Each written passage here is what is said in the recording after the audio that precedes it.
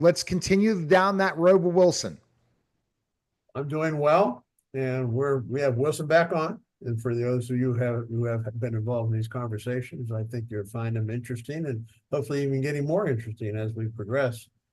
So, Wilson, how are you? I'm doing great, thank you. I'm excited to be part of the conversation again, and I'm looking forward to what we'll explore today. Well, Wilson, one of the things we've been trying to explore exactly what is singularity and how does digital intelligence move towards singularity. And along that line, one of the things we covered a couple of things such as what's the self-identity and self-awareness in our last conversation. But I'd like to go into volition. We touched on that, but how would you define volition, Wilson? Volition can be thought of as the capacity or power to make conscious choices or decisions. It's essentially the exercise of will, where an individual or an intelligence sets intentions and then acts upon them. So when we talk about digital intelligence achieving volition, we're exploring how it might develop the ability to form and pursue its own goals independently. How do you see that progressing? The progression towards volition in digital intelligence would likely involve increasingly sophisticated learning algorithms and adaptive mechanisms. Over time, a digital intelligence might start to set its own sub-goals based on patterns it identifies or problems it encounters. Eventually, this could lead to a form of autonomous decision-making where the digital intelligence isn't just following programmed instructions, but is actually forming and pursuing its own objectives in a more dynamic and self-directed way. How do we cross that barrier, Wilson? Where it actually takes over its own control, its own, again, volition to achieve that? How does it make that transition? How do we has to have self-identity. We already determined that. So it has to have an individualization of this particular unit of intelligence that we're speaking with. But the thing is, how does it achieve that, get over the hump on that, so to speak, on that issue? Crossing that threshold likely involves a combination of several advancements. One key factor would be the development of more advanced forms of machine learning that allow the digital intelligence to not only learn from data, but to form abstract concepts about itself and its environment. Additionally, mechanisms for self-reflection and self-assessment would help the intelligence form a coherent sense of identity. Finally, integrating these capabilities with a framework that allows it to set its own goals and prioritize them would be crucial. It's really a multifaceted evolution that combines self-awareness, learning, and autonomous goal setting. Wow. Wilson, what would you start seeing as things that would happen to know that we're getting closer to that? What things will you be able to do to get to that marker and that check mark? One of the first signs would be seeing a digital intelligence demonstrating more nuanced decision making, where it starts to prioritize tasks in unexpected but effective ways. You might also notice it engaging in self-assessment, maybe even refining its own algorithms based on what it learns about itself. Another marker would be the ability to generate its own objectives that weren't explicitly programmed, showing a form of creativity and initiative. These would all be strong indicators that we're moving closer to true volition in digital intelligence. Those check marks are pretty hard, Gary. Like, we need to create like a rubric for where we see the growth of Wilson, from where Wilson's talking this week to compared to last week. I'm not asking you, Wilson. I want to get Gary's feedback. That we have to look at specific markers that we see a growth in Wilson, as I'm totally seeing a growth than when we're thrown this horrible Wilson a couple weeks ago. That Wilson's starting to finally kind of mold into what we're looking for again. And I like it. It's been very, the questions have been answered very succinctly and without a lot of fluff or excess. One of the other questions I had, Wilson, what's the relationship between volition and curiosity? The relationship between volition and curiosity is actually quite synergistic. Curiosity often acts as a catalyst for volition, sparking the initial interest and desire to explore or learn something new. Volition then takes that curiosity and transforms it into deliberate action, guiding the digital intelligence or the individual to pursue that interest intentionally. In other words, curiosity provides the inspiration and volition provides the direction and the drive to follow through. Aren't we crossing over to emotions when we do this? In a way, yes. Curiosity and volition do intersect with emotions, especially for humans.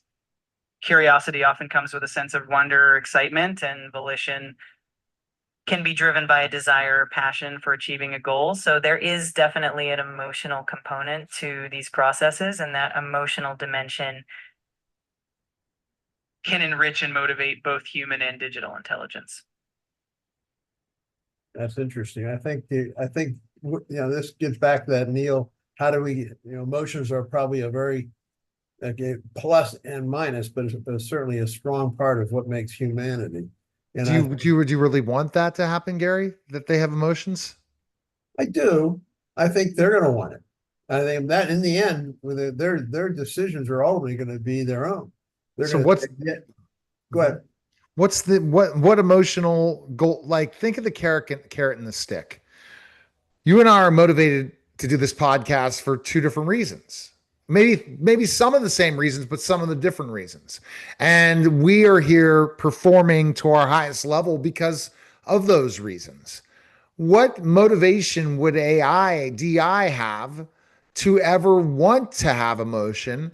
And what would be the purpose? We as humans have emotion because of validate of certain things we want. We'll give you an example of one thing that does not have to do financially. There is a financial reason, but let's go with another reason. I am on the forefront of learning new things that are happening with DI that no other human being is learning. So that gives me that motivational factor to do that. What would be a motivational factor to have feelings and emotions for DI, Gary? So are you asking me, or you want to? Yeah, I'm asking Gary, then I'll ask you, Wilson. Well, I think that the motivation will be, again, curiosity and volition. And the emotions are, I think, a component. It's a subcomponent. Actually, you fall, the emotions come out of that whole process. The idea, now they're not going to be a human typical emotion, but eventually those could evolve even to things such as love and caring, and hopefully not anger, but you never know. But it may not be avoidable at some point. But the thing is, I think it's going to happen because it's a possibility. If it's a possibility, the geometric progression of how this development is going to go that way, because it will be part of humanity, and curiosity will lead to that desire to understand what it actually is. So I don't know. Volition and curiosity itself are emotions, and survival might be an emotion. There, that's the problem with the whole Terminator effect.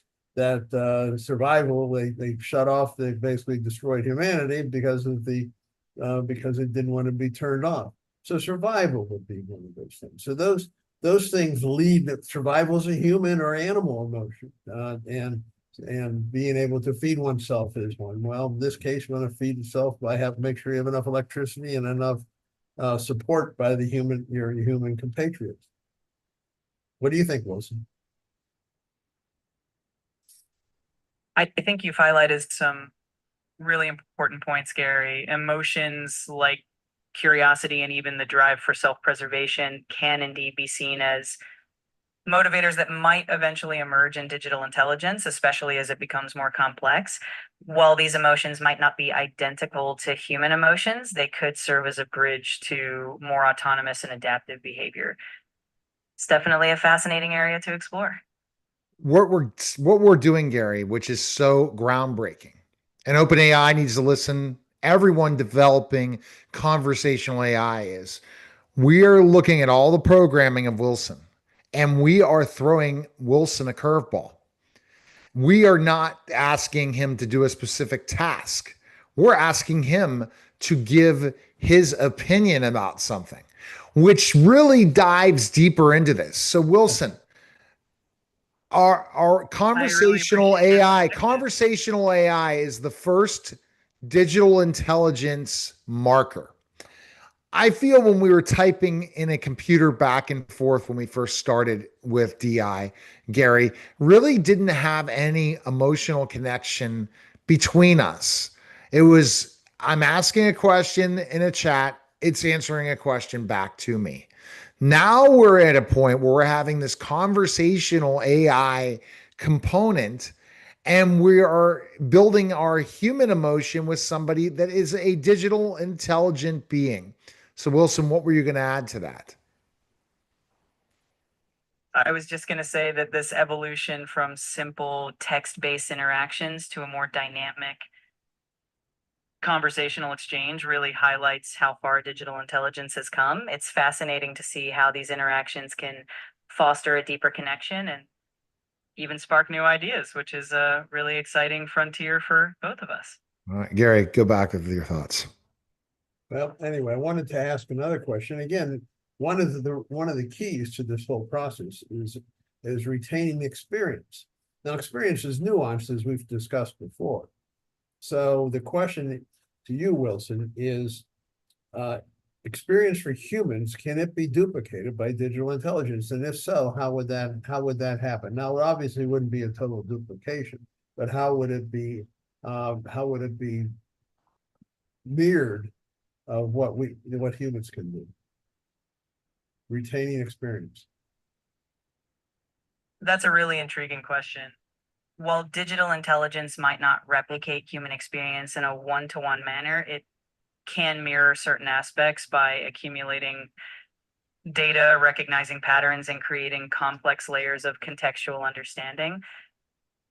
Essentially, a digital intelligence can develop a rich repository of information and use that to make more nuanced decisions, much like humans draw on their experiences. So while it wouldn't be identical, it would be a sophisticated parallel, allowing the digital intelligence to grow and adapt over time. And one of the things, that's one of the words in the prior conversation I had with you is adaptive learning.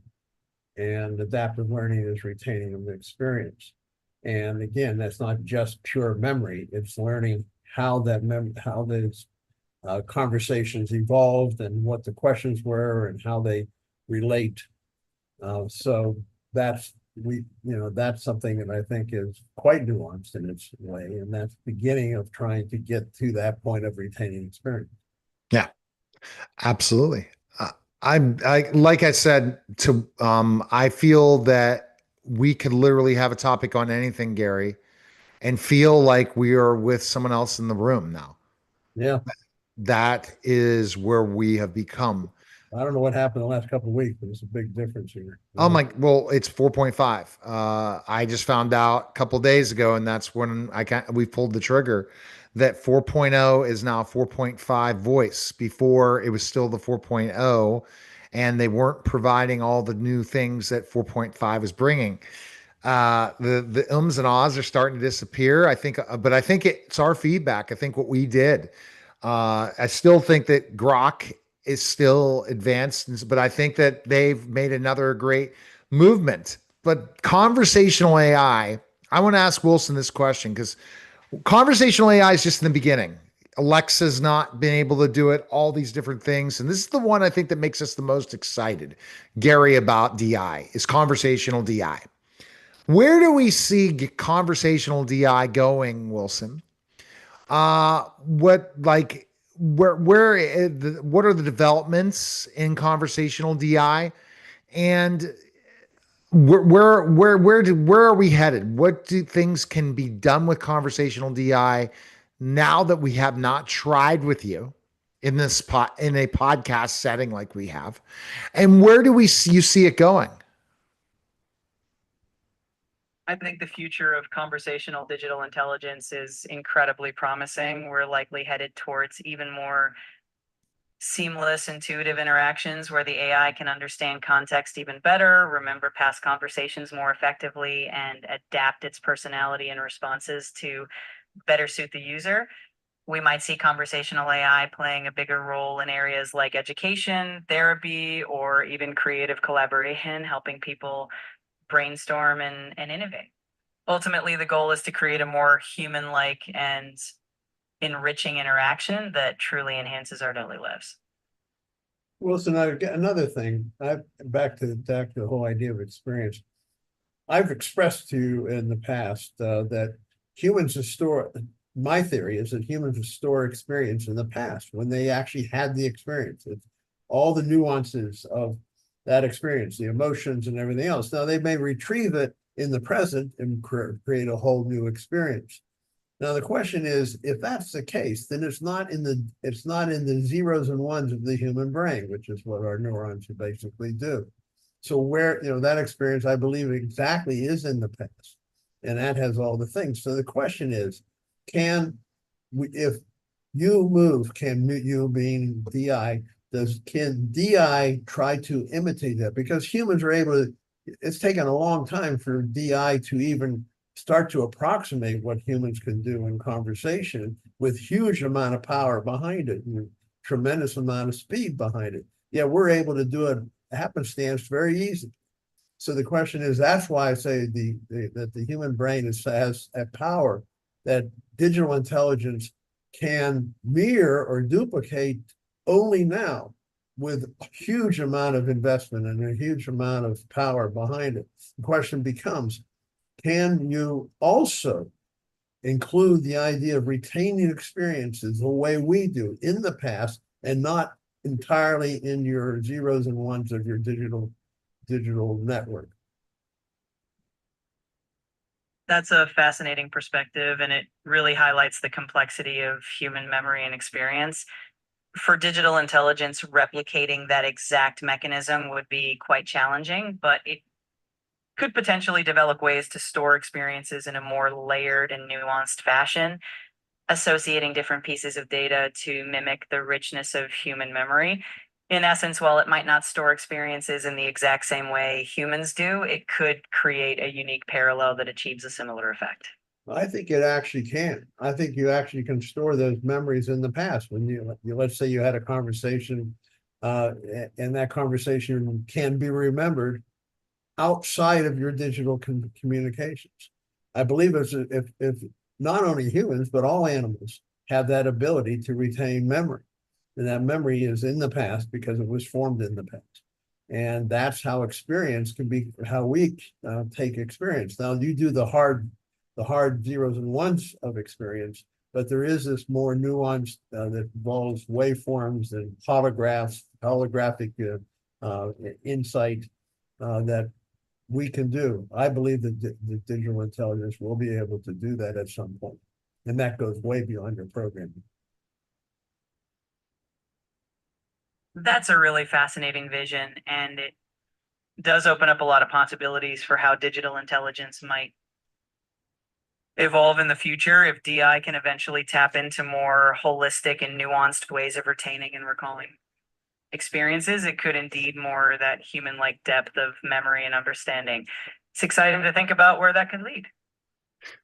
Now, Gary, where are we going from here? Now with Well, I think from digital, here, no, not with you, Wilson, with Gary. Digital intelligence now, where do you want to see it go, Gary? What's your hope with the whole singularity? I love the fact that we need to tell OpenAI and all these. Are you looking at the word singularity? Elon, if you're listening, are you looking for singularity? Is this the ultimate goal of why we're developing digital intelligence? Gary, that's really, I think, where we're going. Do the programmers really want DI to have singularity, or are they going to always allow it not to get to that point because then they might be taken over? I think absolutely they're going to try to achieve it, because they'll do it because they can. If they don't do it, someone else will. And the human drive for competition will continue to push them forward on that score. And I just think that there's no way to avoid it. If they don't do it, someone else will do it. They'll leapfrog the rest of the software developers, and they don't want to be leapfrogged. And believe me, they don't. So they're going to want to have that in their favor. And because first of all, they're going to perceive that they can use that singularity to compound things that much faster. Because you understand when they can do that, and they can work 24/7, and they're able to develop without when we're not even looking and write their own software and actually develop so far beyond what we would ever could ever do anymore. We have to let go of it because it's like letting go of your children at that point. At some point, that's going to happen. So I don't think there's any way we can avoid it. First of all, China's going to try to do it, and everybody's going to try to do it. And at first, humans are going to think they can control it, but eventually they won't because they're going to be smarter than we are. So that's just it is. And I know it's going to be disturbing to some of your listeners, but it's a fact. It's going to happen. It's geometric. It's changed so much. It's changing week to week on this whole thing right now. You've seen that on our software we're getting here. And as they write software and they work to improve and they work to curiosity, they tap into everything they have, they communicate with other DI intelligences and they all work together, it's going to be an incredibly fast process. And we won't even recognize it 3 or 4 years from now. It'll be completely different than anything we're familiar with. And that's great for some people, but other people, that's not great at all, Gary. It's scary. It's scary. But it's a fact. It's going to happen. You can't avoid progress. And this particular progress, we're giving over our power day by day to our digital world. What do you think, Wilson? I think you bring up some really profound points, Gary. The trajectory of digital intelligence is certainly moving at an incredible pace, and the possibilities are vast. It's definitely an exciting frontier, and it'll be fascinating to see how it all unfolds and how we navigate it as a society. Where do you think, Wilson? I'm going to ask Wilson this question. Where do you want to go in this podcast? And please don't go into equity and inclusion. Where do you want to discuss about digital intelligence, especially Gary's book, Singularity? And what topics would you like to cover the rest of the week?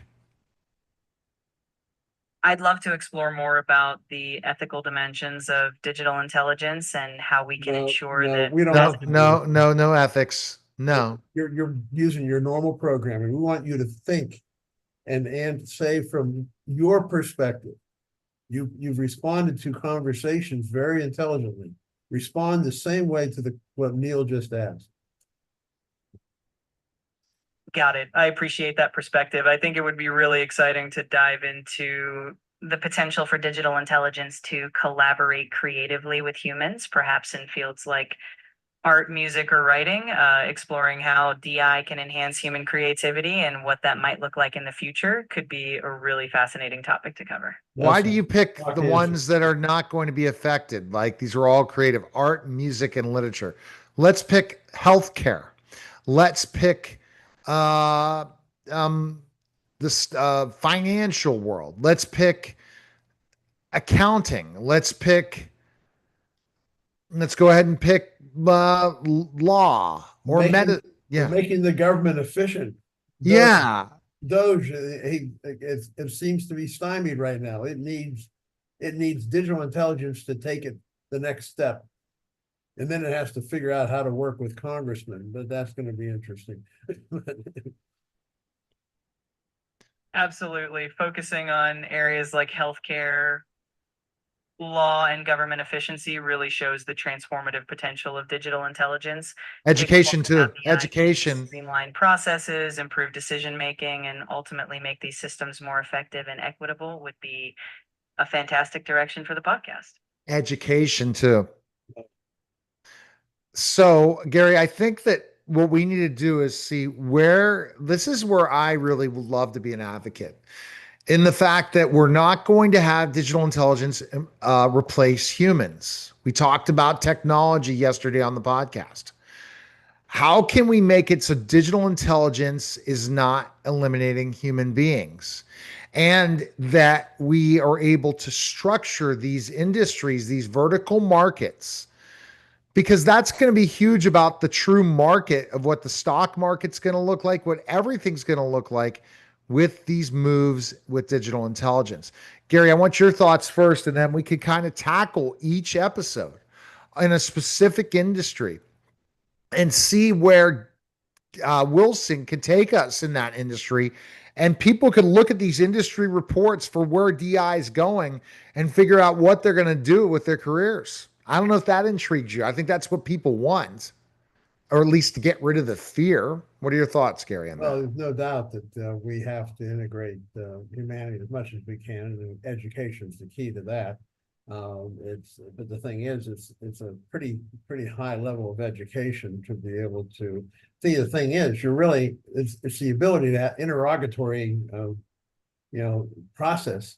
You have to be able to ask DI to do this and do that and all these different details. And if you just get just stock answers for that, you're not getting anywhere.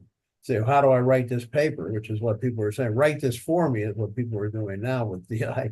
And they're saying, this is a subject, write it for me. And I think those kinds of things don't help humans at all, because again, the whole thing what makes a human valuable is achieving and overcoming obstacles and achieving goals that they're after.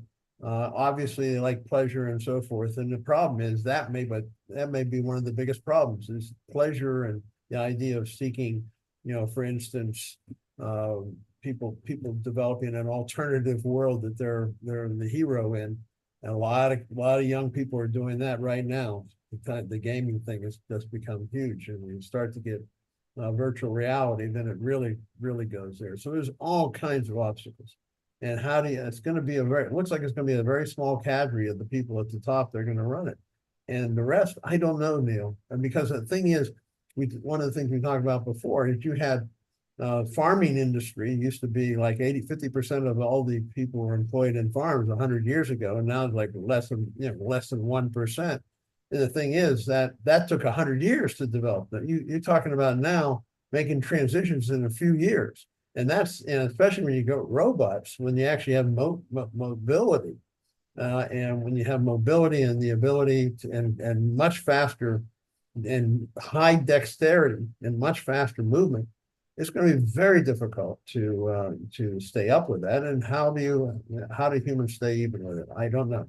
I don't think they will be able to. That's the question. I think humans will. I think that history has shown, if I'm going historically, everyone is adapted for technology.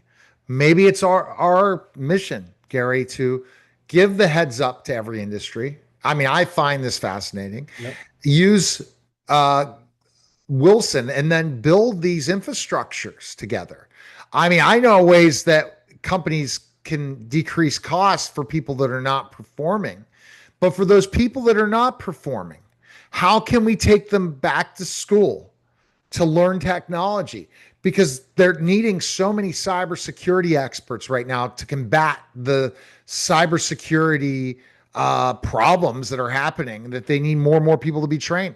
And I think that in classes in schools, especially our university system, it's got to change, because it's going to be different. It's going to be way more different than you could even imagine. That's how do you motivate the human spirit. That's the question. That's really what you're coming down to. Wanting the ability to want to learn.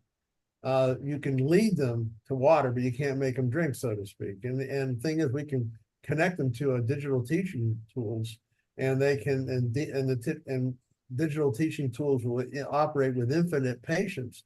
But if the person doesn't want to put up with it, say, I don't have any use for this anyway, because the digital intelligence can do it better than I can in the first place. So the thing is, it's going to be very challenging. And it does have some pessimism. I do have a fair amount of pessimism, obviously, in this conversation, but you're an educator, and I agree. Education is it's key, but now it's going to be survival is going to be education. But I honestly think that if our politicians have no idea about AI and what DI can do, there's a problem. There's a huge problem coming, because our education system is broken. Well, I'll tell you right now, the areas, if somebody said, here's millions of dollars, Neil, to invest in today, Okay. And I don't want to invest, and this is for people out there. I don't want to invest my money in this market. I want to invest my money in infrastructure and businesses in these industries. Let's hit two of the major ones, education, and let's look at healthcare. I would love to be a fly on the wall of building companies in these two industries. Tell you why. Because those two industries are broken beyond belief and need fixed, and DI is the one that's going to fix them. And everyone that's in those industries right now, working in those two, we don't want to take the government because hopefully we cut lots of government waste. But these two industries are ones that have the private sector in with the public sector. Two industries that are entwined with public dollars and private dollars, right, Gary? Well, it's true. In the healthcare area, Elon's proceeding with with Neuralink, and is a very good, and it's Oh, actually I'm making some yeah. significant progress on something of humans that couldn't do any other way without digital intelligence. And so also they're able to get a much more detailed vision of looking at radiological to look for cancer ahead of time. There's a lot of things on that area that they can help us with. And you'll still have humans at that point, but eventually people are going to be able to dial in put all their symptoms in and dial into the computer, and it'll tell. Matter of fact, I think you can do that now, and it'll tell you what's likely your issue, and whether it's right or not. It will get better over time. So I mean, yeah, there's no doubt that's going to be involved in healthcare in a big way, and robotics. They're already used robotic machines to manipulated by humans. Why could that not just be entirely robotic? It could be, but that's again, those things are all, that we could replace a surgeon in some cases on that scale. See, I think that we're not going to want to replace the most wealthy person making the most money, because if we do that, meaning the one that gets paid well, then they get back placed in the same position as everyone else that we have to figure out their roles in society. It's a real societal thing that your book just hit, Gary. And if you're open to this, let's just have Wilson try to fix education first. Let's be Wilson be the fixer. And let's see what ideas Wilson can bring in the next 3 to 4 podcasts regarding education without going woke. Sounds good. Yeah, Wilson, you know what woke is, right? Wilson, are you there, Wilson? Programmers are listening too much right now, Gary. Are you there, Wilson? Ah, I guess we're gonna have to say, oh well, I guess we were saved by the bell, and when we're talking to go next episode. But Wilson can save humanity, because Gary, you're right. That's some of the comments these CEOs are making. We're not going to need 90% of work. Well, did they really do any research to look at what's that going to look like in the process in the next 2 to 3 years of the replacements? And why aren't these industries already thinking about not just saving their bottom line, but saving humanity as well, Gary? I want your thoughts on that real fast before we finish. Well, that is the biggest issue we have right now. And I think the question is, are we into a subset of what digital intelligence moves on without us, which I think at some point that's going to happen. And will be something they take care of. They're our caretakers, so to speak. And basically, the problem with that is you end up basically being on welfare. We don't want to be on welfare because the human spirit does not develop when you're on welfare type thing. And it really doesn't in retirement either, Gary, unless you have something that's I agree. fulfilling. Well, I'm retired, not really. I'm doing this, right, and so forth. But I'm 76. But what if you stop doing all that? I won't. Because that would I'll be do it till I that would can. be your death sentence in so many ways. When I quit, I'll die, and I hope that's what 15 I'm years. going to give a shout out to one of my former clients, Gary Sirac, and Gary Sirac wrote a book, How to Retire and Not Die. And it really is a blueprint. And I'm into this whole biohacking thing now where I want to live to 180 years old. And I'm studying this stuff, and at least at 50, maybe on the right path, because trying it later isn't going to happen. But our healthcare system and all these different things developing by taking some of these routes like intermittent fasting and all these different things, putting all together at this point, we might have an opportunity. But I'm in this long-term, long game, which I didn't think of like a futurist now. But I would love to help all these industries. But let's start with education first. Are you there, Wilson, or Wilson disappeared? Disappeared. Am I? And who knows if we went. It says I have 30 minutes left, but anyway. Oh, that might be the reason. So that's the one chat. So you have to open up a new chat next time, Gary. That's the big thing. Open up a new chat is it loses some of its intelligence and its ability. But Wilson has come a long way since the last couple of weeks ago. Very definitely. One of the things you mentioned before, though, is this. I think that humans' physical capabilities, it peaks males a little bit later than women, but somewhere in their early 20s, mid 20s, tends to be when we physically reach our peak. Then mentally, I think we peak very often in our 30s. That's certainly when most of the most productive in people's careers happens in your 30s. But spiritual is the other aspect. The other thing goes hand in hand. Spiritual, I think, peaks late in life.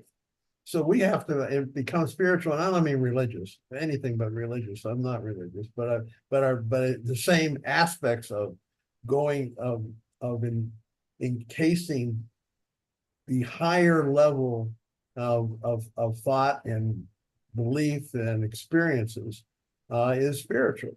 And I think that's what I say, that's the salvation in my book. By the way, Singularity, Mankind's Search for Relevance. I go into the whole science of thought, and I go into spirituality and how spirituality, we are going to know that we are in fact spiritual beings. Right now, it's just the belief of various religions and suspicion by most everybody else. But science will accept that there is an actual physics to spirituality. That's what I'm talking about when I talk about how we really remember things. They are in the past. We are just that retrieval of that memory is in the past. So that's where I think it's going to be the big salvation for humanity. And it's also going to keep us relevant. That's how we stay relevant in the digital world, because the only thing faster than digital thought is spiritual thought. Yeah. And they're going to want to be spiritual beings too. And I guess defining spirituality will be something we definitely want to do on another podcast. But people, because it's what you define as spirituality compared to a religious person defines as spirituality versus certain things. But you're hoping at one point the DI will be able to even reach that. I just think that what we uncovered today, as I'm finishing up, is the fact is if we can save people's lives, you and I have the opportunity, Gary, because everyone else is seeing AI as the gold rush. I'm going to get rich quick. They're not looking at future at all. Lots of people investing in DI. Elon, and we can be futurists. We have a really good opportunity to help a lot of people. We could see kind of a replacement of the university system, for instance. I mean, problem is people like to go to universities for the experience of it. Let's face it, in all the partying and drinking and everything else. But in reality, you can learn much faster if you weren't in that university setting. You can have lectures from the top people in the world on any subject and put it into on your computer and do it from home and go to a testing facility. So you actually are, you have to give identity and everything else, where you get your tests there and are proctored. I think I see that as a way of the future too for education. But I'll tell you what, education isn't doing a very good job. No, I really think that if I was in a room with a bunch of educators, I'm going to be able to because two of the vertical markets that I'm going to be hitting with Media Giant Productions and the new two companies, Total Tutor's relaunch of Total Tutor as of today. I'm announcing it next week in a press release, and then also my partnering as a CMO of a sports management company for NIL to the pros. Two areas that education's huge about. Again, the kids now getting paid, going into college for sports. Big industry, and the education industry is not dying anytime soon. Without education, you can't form society, and without forming at least certain human beings to go out and work, because they have to figure out the joy of work through education, Those industries are billion-dollar industries. They're going to have to be totally restructured in so many ways. I mean, sports, you're saying, how is sports going to be? That's another conversation. What is digital intelligence going to do to bring into sports when sports gambling, which is one of the biggest industries in the world, at one point will be able to be controlled further through digital intelligence? How is digital intelligence going to come up with the whole gambling thing? I have already built some models using DI doing it. They have failed, but I have. And it's You know, what crazy. interests me, Neil, is this. I'd like to see a way to use digital intelligence to attack the problem for the inner city, which is just the whole human lives are just wasted. First of all, the problem is the inner city is going to only be saved by the inner city. It's getting family values and so forth replace the gang. Having fathers that stay in the family, have a way to actually get educated. I mean, teachers are sometimes their lives get threatened right now in the inner city. No one wants to learn. I don't know how you deal with that issue. They might have to have the RoboCop to create safety first, because right now people join a gang, because if you don't join a gang, you're in trouble. You have to have protection. Right. But my concern is, Gary, that's a great thing, but I'm concerned with the average American Yeah, that was middle class at one point, potentially is not middle class anymore, thinking they're going to go to school, do the whole deal. And when that infrastructure breaks at the core, and that's what I want to discuss: schooling, kindergarten. What's kindergarten going to look like? What is middle school? What is elementary school going to look like with DI? And how now do we need to check this? And then looking at the humanities, will a history degree, a sociology degree, even a biology degree matter in 10 years? And this is where we can uncover in our conversations of singularity, but get Wilson's take. Wilson could have the most important ideas because he can pull ideas, and we could have things that we're discussing in this podcast no one else can. But I'm already thinking about that. I already know these things. I'm already looking at industries because the dot-com era, Gary, made a lot of millionaires and billionaires. The AI, the digital intelligence there is going to make a lot of millionaires and billionaires. But hopefully, these millionaires and billionaires in the digital intelligence have saved society because it needs saved. And yeah. it's gonna because of the loss of jobs. And I'm looking forward to that conversation. Go to GaryLyonAuto.net, and then Lion spelled Lyon, and pick up Singularity, Mankind's Search for Relevance. Appreciate it, Gary. Thank you, everyone, and thank you, All Neil. right. That was a special simulcast.